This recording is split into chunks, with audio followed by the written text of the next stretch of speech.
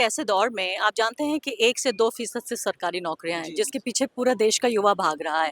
आप 98% जॉब्स के पीछे क्यों नहीं जाते? एक बात बता लीजिए हमें जैसे अभी बिहार का देख लीजिए हम लोग बिहार का मूल निवासी हैं।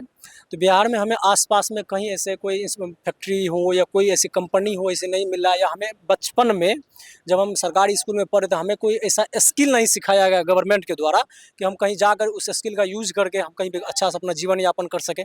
हमें कोई स्किल नहीं है। अब हमें इस टाइम पे इस दौर पे आ गए हैं कि अब भाई मेरे पास तो कुछ है नहीं।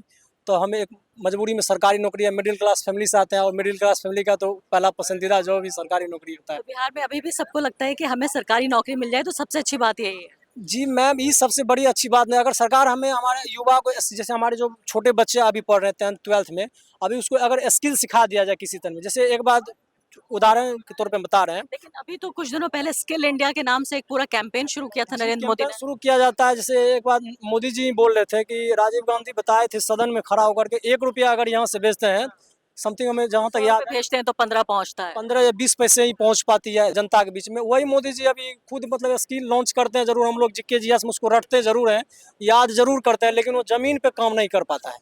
ज़मीन पे उसका इम्पैक्ट नहीं हो पाता है। तो उसको और मजबूती से लागू करना चाहिए। जैसे आप देख सकते हैं कि जैसे हम इतिहास में पढ़ते हैं, जैसे गुप्ता डायनेस्टी हुआ इसी बिहार में, पूरे भारत को एक सूत्र में बाँधा, मौर्य डायनेस्टी हुआ, पूरे भारत का सबसे बड़ा जो क्षेत्र एक्वायर किया गया था, उसमें भी हम जानते हैं कि स्वर्णिम काल अशोक के शासनकाल को बोला जाता है, गुप्ता में चंद्रगुप्त मौर्य को बोला जाता है। ठीक उसी प्रकार नीतीश बाबू बिहार के लिए 2005 से 15 तक के लिए स्वर्णिम काल था, लेकिन 2015 से 25 के लिए उसी नीतीश बाबू के दौरान ये बिहार के लिए दुर्भाग्य का काल भी है। तो ये क्या वजह है? उनके जो सहयोगी हैं, उनकी वजह से ऐसा हो रहा है?